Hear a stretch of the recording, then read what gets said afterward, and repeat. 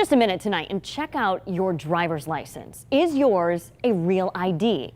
If it's been a while since you've made a trip to the DMV, you might be missing that star in the upper right corner. Every license in every state in America is supposed to have it by October 2020. As 10 News reporter Eric Glasser found out, Florida is actually ahead of the game when it comes to compliance. But that didn't stop the state from using social media to call out some counties that could still use some improvement.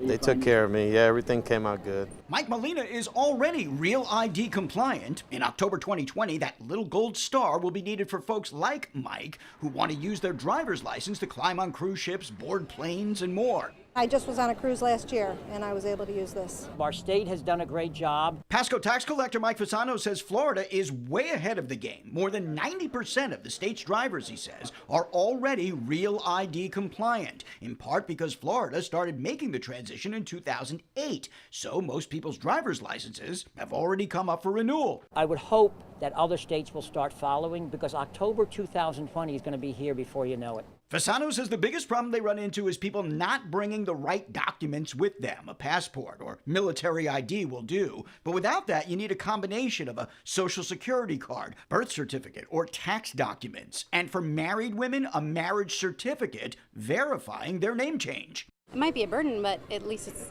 I mean, for me anyway, I would rather do the work and then know that my security is safe.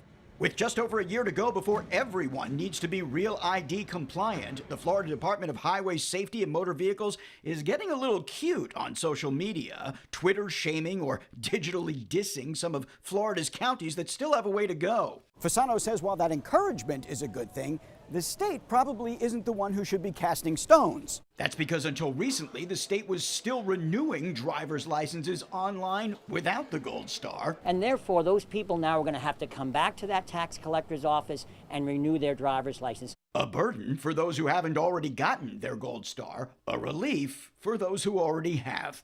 I mean, I didn't even know what it stood for, so. But you're glad you have it. Yeah. One step out of the way, right? Okay, so if for whatever reason your Florida driver's license still does not have one of those little gold stars that shows that it is Real ID compliant, you'll probably want to renew it before October of next year. To check out what personal information you'll need to bring with you to do that, look for this story on our 10 News app.